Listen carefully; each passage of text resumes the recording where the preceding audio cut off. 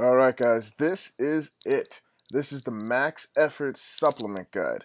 The goal of this is going to be to get you to where you can feel confident going into any supplement store, finding exactly what you need, not feeling like you're getting something that you're not sure what it does or if you actually need it. Let's get right into it because this is going to be a little bit long. So, couple key things to remember. One, supplements are just supplements. They're meant to fill holes in your nutrition. They're not meant to replace anything. They're not meant to be taken instead of. They're not meant to, this is the answer. This is something that you need. Not everybody needs supplements. All right. This is your pyramid. As we work our way up, that's going to be things that not everybody needs. It's still helpful, but it's not something that everybody needs. When we're on the bottom, that's the stuff that pretty much anybody can benefit from.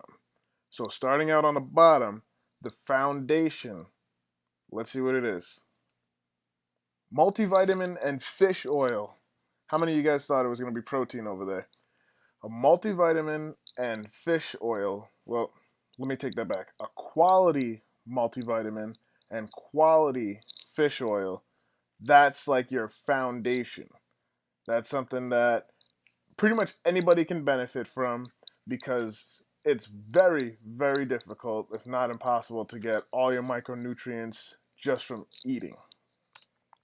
Next up is a rapid assimilation protein or a fast digesting protein. This is something that pretty much anybody can benefit from, which is why it's so close to the bottom of the pyramid. Next, a slow assimilation protein.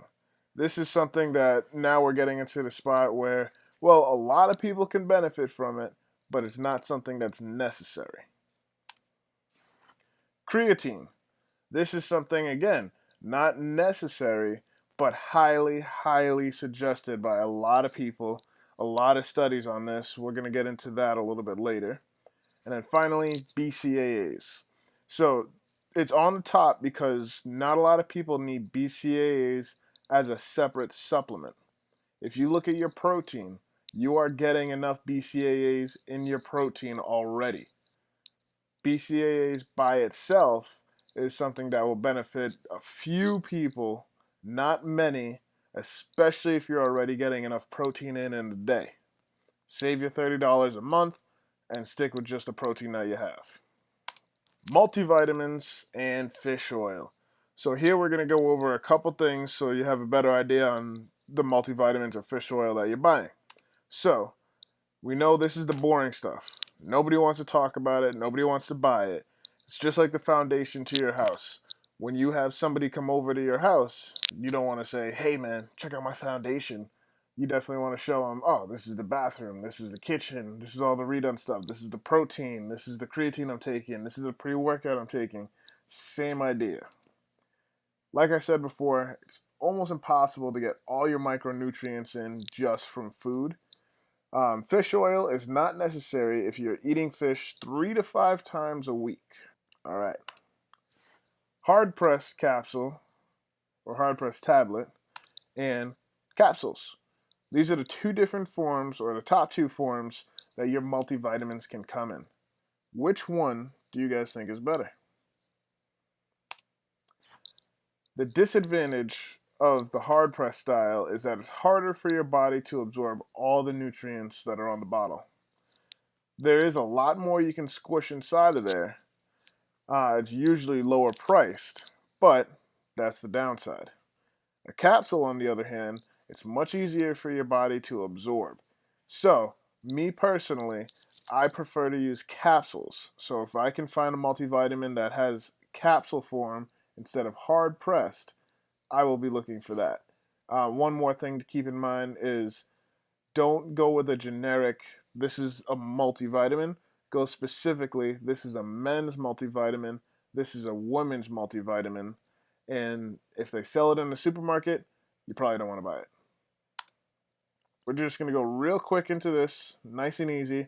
Fish oil is measured by EPA and DHA. You want to have higher numbers. Your total, you're probably going to be looking at around 1,100, 1,200. Those are ideal. If we look at this first nutrition label, you see we have 720 milligrams of EPA and 480 milligrams of DHA. That is a quality fish oil. If we look at the one on the bottom, one that you can find in the supermarket, now you can see the difference in number. So yes, you're maybe paying less, but that's why. So you have to turn the bottle over and know what you're looking at. I told you it was going to be just quick on the fish oil. Now we're going to get into the good stuff. So this next statement, if you hear somebody say this, that is the key for you to know they don't know what they're talking about. Here's the question that you would hear first. Hey man, I'm trying to buy some protein. I don't know which one I should get. What can you tell me? And then the person who doesn't know what they're talking about, their answer is going to be, hey man, it doesn't matter. Protein is protein, bro. That is your key to know they don't know what they're talking about. Saying that, I'm going to break it down for you now, is the equivalent of somebody saying, hey, I want to get a car. What kind of car should I get? Hey, it doesn't matter. Car is a car, man. Hey, I want to have a barbecue. I want a steak. What kind of steak should I get? That's a filet mignon. That's the most expensive steak you can get right now. Okay, there's a New York strip. That's one of my favorites. Great on the grill. There's a ribeye. That is my favorite. It's usually got a little bit more fat. Oh, there's cube steak. That's the least expensive stuff. Now we just went from $17.99 a pound to $15. Now that's $2.99 a pound. Totally different stuff. Or, hey, I want to get a new computer. What should I get? Well, it doesn't matter. A Mac is a Mac, man. Those are two totally different machines. You've got one that's going to be great for internet browsing, documents, things like that. The other that's for high-end video editing. Totally different prices, totally different needs. Protein is not just protein. These are a bunch of the different kinds of protein. We're not even going to go into all of these over here, and this isn't even all the kinds of different protein that you can get. Whey protein is going to be the most popular, and that can break down to whey, whey isolate, whey concentrate, hydrolyzed whey, and casein is a byproduct of whey. Then you've got more of your vegan-based or your plant-based, pea, rice, plant-based, soy, milk concentrate, and milk. Those aren't vegan, but those are just on that side. Soy protein, that's something that you find a lot in the less expensive brands as well. Not necessarily a good thing, especially for a guy. You don't want to be having too much soy protein because that increases estrogen levels. All right, rapid assimilation protein or fast digesting protein. This is ideal post-workout because it's going to get to your body quicker. It's going to get right to your muscle. I jumped ahead on that one. It's generally lower in calories, lower in carbs, lower in fat, and usually around 20 to 25 grams of protein. It pairs excellent with a high glycemic carb source. So basically, what I do is I take my 1 or 2 scoops post-workout, and then I add a fast digesting carb with it, so it'll spike my insulin level right up. Not necessary, but I've been doing it a lot recently, and I really like that combo. So these over here, these are some of my favorite proteins. I've used all of these multiple times. We're going to go into each one of these a little bit right now. So first up, Optimum Nutrition Gold Standard 100% whey. That is by far your most popular form of protein, and for good reason. It's not expensive. I mean, for protein, it's basically average price. It's got really good quality ingredients. You're getting a good amount of proteins, about 24, 25 grams, depending on the flavor. You've got a good amount of BCAAs inside of it. Next up, the Dymatize ISO 100 hydrolyzed whey. This is going to be a little bit more expensive. This one over here, hydrolyzed whey. That means that the protein is already broken down. So that means that your body is going to get it extremely fast. That is the highest quality of protein that you can have, the hydrolyzed whey. That's going to be the best stuff you can get, which is also why it's more expensive. Next up, Formula One from First Form. That's another really good brand of protein. So this one is 100% hydrolyzed whey instead of just whey isolate. That's going to be quick absorbing to your body, tastes great, and this is the only one that's low temperature processed. It's actually one of the only proteins on the market that's low temperature processed. What that means, a quick summary for it, when you make protein, the way that you turn it from gel to powder is you have to introduce it to heat.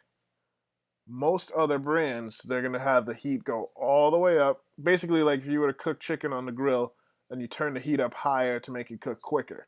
That's the way that pretty much everybody does it right now. That's like the standard.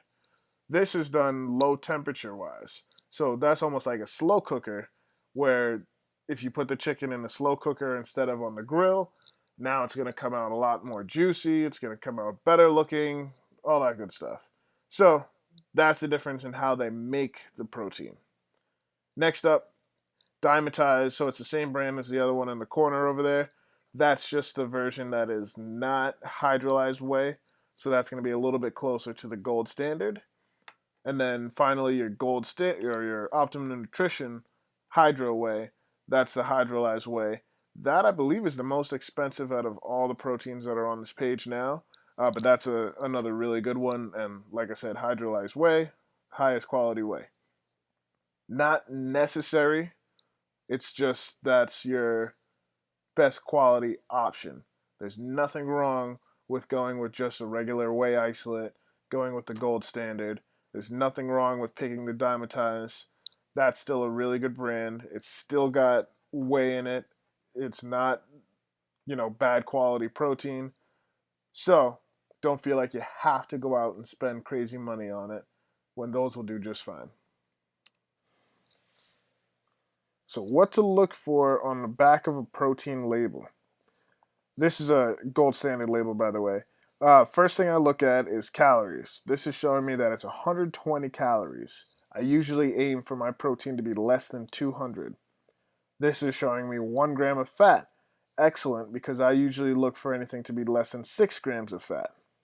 Lower in carbs, it's got less than 30 grams, it's got 3 grams, but generally less than 30 is considered lower in carbs. High protein. Anything higher than 20 grams of protein is considered high in protein. However, a lot of companies consider anything over 7 grams of protein to be high in protein. So just because something says high protein on the front of the package doesn't mean you shouldn't turn it around and see how much protein is actually in it. Next up, if you go all the way to the bottom, that shows you what's actually inside of it. What ingredients are used to make this stuff. So we can see whey protein isolate and whey protein concentrate are the top 2 ingredients. Whey protein isolate is going to be your higher quality, faster absorbing form of protein. It's not hydrolyzed whey, but it's not whey concentrate. So I usually look to make sure it at least has some whey protein isolate. This is great because that's listed before concentrate, so you know it's got more in there. I also look to make sure that there's not any carb fillers or anything like that, no maltodextrin or anything there, which you can tell easily because it's only 3 grams of carbs. So usually always, if it's less than like 5-10 grams of carbs, you're not going to see any of that anyway. Slow assimilating protein or slow digesting protein. This is the stuff that's designed to mimic the digestion rate of whole food. So, this is one that I was saying earlier that not everybody needs. This is what a lot of people use for a meal replacement, but you don't have to. You can still use your fast digesting protein, maybe mix a couple other things with it instead of just taking it as regular protein. Mix fruits, whatever you want to put in there. Now you can have it as a meal replacement. Because by itself, there's not enough fat or carbs in order for it to be a sufficient meal replacement. Hence why this is ideal for meal replacements or snacks. Not best post-workout because it takes too long to get to your muscles. Post-workout, you just want your protein to get directly to your body. These over here are some of my favorites for the slower digesting protein. Synthesix, I think, is one of the best tasting proteins on the market. It's a little bit higher in fat and it's a little bit higher in carbs as well, but it tastes phenomenal. Level 1 from First Form, that's really, really good as well. I haven't tried that German chocolate cake flavor yet, but that's literally the next one that I'm buying. Casein from Cellucor, they have really, really good tasting protein as well. So the thing with casein and the slower digesting protein is this is generally thicker than whey protein as well.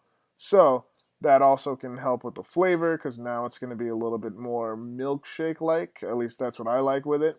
But these are usually thicker. If you don't want it too thick, then you're going to be using more water to mix it. All right, creatine. This is one that a lot of people have questions on, so we're going to do this a little bit different. I'm going to have the question come up, who should take creatine, and then give you the answer. Pretty much everybody. Men, women, bodybuilders, weightlifters, endurance, CrossFit, weight loss, muscle gain, doesn't matter. Is creatine safe? Yeah, it's the most studied supplement on the market. It's also been around the longest. But doesn't that stuff fill you with water? Nope. It brings water molecules to your muscles to help with endurance. Most people will see on the internet somewhere that, oh, it fills you with water, it balloons you up, it gives you fake muscles. Stop all that. None of that's true. All that's a huge exaggeration of this statement right here. Won't it make you bloated? Monohydrate does have the possibility of making you feel bloated. That's one of the benefits of micronized monohydrate instead. So not everybody feels bloated after having creatine monohydrate. But if that's something that you have noticed in the past or just want to avoid straight out, micronized creatine monohydrate is going to prevent that. The reason why I go with monohydrate is because that's the most studied form of creatine. That's also the one that is the most or least expensive. That's really all you need. Creatine monohydrate. And when I say least expensive, I mean if you're paying more than $15 for 100 servings, you're overpaying for it. Also, ignore the loading phase. All of them are going to say, hey, you need to load up for this week, 30 grams of protein, or I'm sorry, 30 grams of creatine a day. Ignore that. That's marketing tactics so that way you can buy more. You don't need to do that. These are two of my favorite. I couldn't find the Body Tech one, which is the Vitamin Shop store brand. That's usually what I end up picking up. But literally anything that this is what the nutrition label looks like is good. Cell Tech over here in the corner. That one, it's not just monohydrate. I only included it in here because when I did use it, I definitely noticed an improvement in endurance and muscle gain. So I can't not have that in there. Pre-workout. This is another spot of confusion for a lot of people. Ton of questions over here, so we're going to spend a little bit of time going through some different pre-workout options. It's not necessary, but it is highly, highly recommended by a lot of people. You have tons of options. There's so much variety in pre-workout. Basically, for those of you that don't know, pre-workout is something that you would take 15 to 30 minutes before you go to the gym, and that's going to be something that will give you your energy to go to the gym. That's going to be something that can help with blood flow when you go to the gym, so that way it helps your muscles recover a little bit quicker. A lot of good options in pre-workout, and there are stim and stim-free versions or caffeine and caffeine-free versions. So, what are the common ingredients in pre-workout, and how much should you be looking for? Caffeine is usually the biggest reason why people would pick pre-workout. If you are looking for it for caffeine, 150 to 400 milligrams is going to be your ideal dosage. That's a huge range, but that's going to depend on the person. So your average cup of coffee is going to be 110 grams for 1 cup of coffee. So this, you can see you're going to be getting a little over a cup to 4 cups of coffee, depending on which one you go with. Beta alanine. So this is the stuff that makes you feel all tingly. If you don't like that tingly feeling, avoid this ingredient. What beta alanine does, though, besides make you feel tingly and let you know your pre-workout is working, that's going to be something that's going to increase your endurance because it's going to reduce muscle fatigue and it's going to buffer lactic acid to make it less soon, basically, that you feel your muscles getting tired. 1.5 to 3 grams. A lot of times you'll see it broken up into micrograms. So that would be the equivalent of 1,500 to 3,000 micrograms. Creatine, which we just talked about, 5 grams is ideal. I haven't seen many pre-workouts have 5 grams in it. Most of them stop at around 3. And BCAAs, which we mentioned earlier, that you're getting a lot of those in your protein anyway. There are some in pre-workouts. Usually that's going to be around 5 grams as well. Citrulline, arginine, beetroot, these are going to be for pump. Basically, they're going to help your muscles feel fuller because it's going to fill them with blood a lot quicker. These are going to help with blood flow. Nothing wrong with that. That's completely natural. It's just going to help blood get to your muscles quicker, to help them recover quicker, and to help you push just a little bit more weight. Plus, it makes you feel huge. Usually that's going to be around 5 grams as well.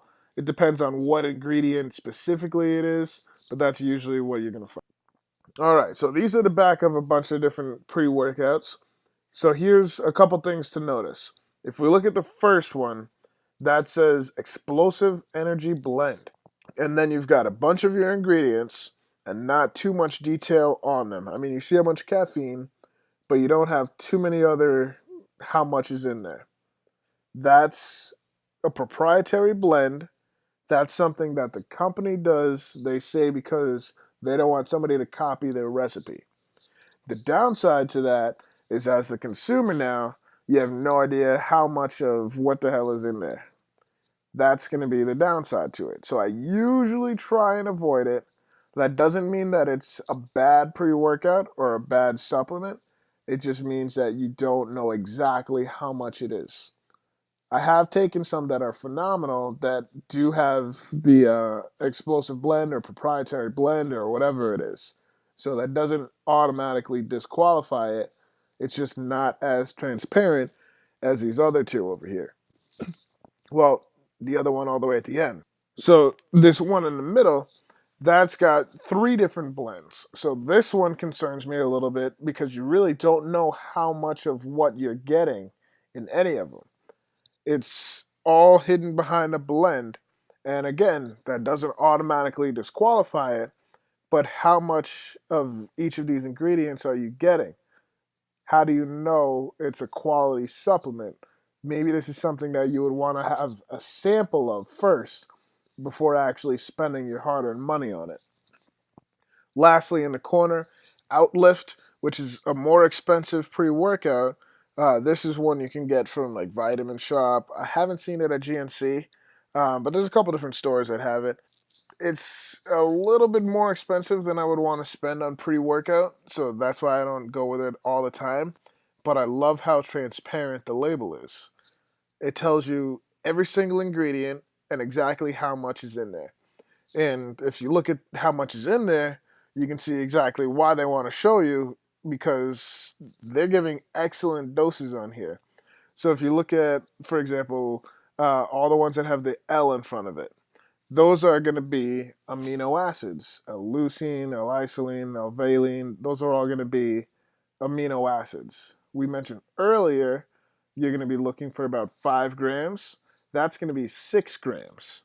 We mentioned earlier for beta alanine, 1.5 to 3. This is 3.2. Creatine, as we said, 3 is usually average for pre-workout. But with how much is in here, they obviously want to show you why you're paying so much for it. That would be what you would want to look at on the back of a pre-workout supplement. Real quick, here are a bunch of different BCAAs. Extend is by far my favorite. BCAAs are amino acids your body can't produce. If you are getting enough protein throughout the day, don't worry about it. You don't need to spend your money on these. If you are doing very intense workouts, so possibly our week 4 to, not even the 4 to 6, probably the 6 to 8, that's going to be where your intensity level is going to be a lot higher. Maybe I would consider it for that. Or if you're doing intense workouts and you're fasted, you haven't eaten yet, that would be another reason why some people would go with BCAAs. Real quick, here's a list of some of my favorites for pretty much all the supplements we went over.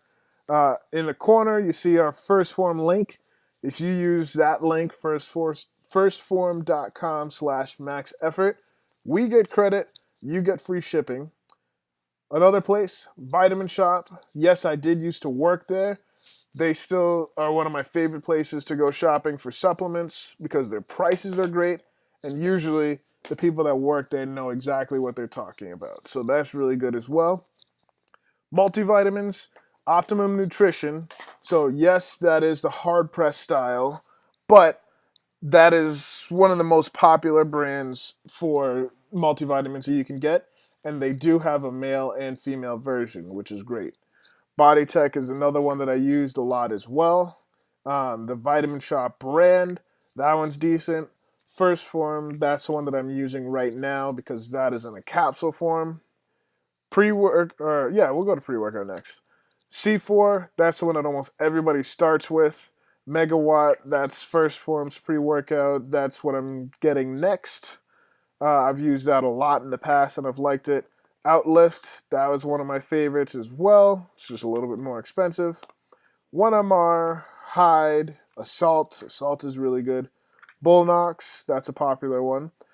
Caffeine-free pre-workout. So these are all going to be stuff that's going to give you a really good pump. Sometimes I even mix the caffeine-free pre-workout with the caffeine pre-workout just to get that massive pump going on. Hemovol, Pumped, and Giant Pump, all available at the Vitamin Shop.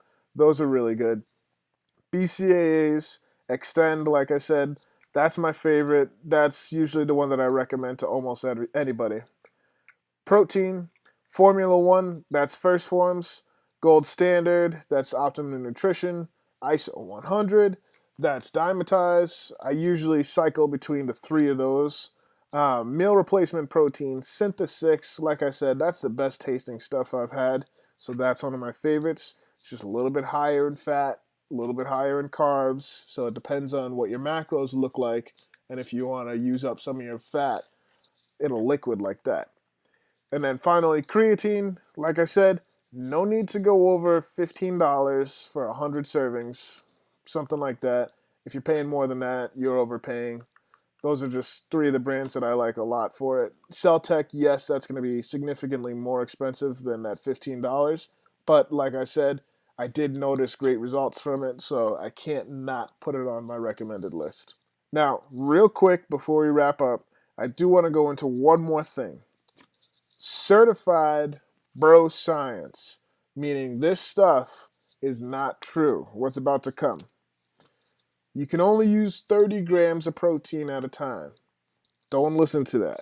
The ideal number where your body stops benefiting from having more protein is going to be 30 grams. But it doesn't not use, let's say you had 50 grams, it doesn't not use the last 20. It just won't use it right away. It will use it later on. It's not that you have more than 30 grams of protein. Creatine is bad for you, fills your muscles with water. It's only for guys, makes you bloated. We went over all that before. This is all just stuff that I hear very, very consistently. So I just wanted to address it. Caffeine is bad for you. That's also got a bad rap somehow. It's not caffeine that's bad for you.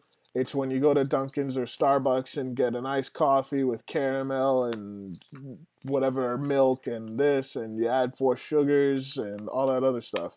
That's what makes it bad for you. When you're caffeine or your coffee went from being 30 calories to 460 calories because of how much stuff you've added to it. That's why caffeine is bad for you. You need casein before bed. You don't need casein before bed. You can have casein before bed. So the idea is that it takes longer for your body to absorb it. So you're going to have that before you go to bed so it feeds your muscles while you're sleeping. Yeah, it's a good idea. A lot of people like to do it, but it's definitely not necessary. It's definitely not something that everybody needs to do. It makes sense, but it's not a one size fits all kind of thing. These are all certified bro science. Any questions at all, feel free to email me, maxeffortmindset@gmail.com. I hope this has been something helpful for you. This is pretty fun to make, create, and get myself ready as well.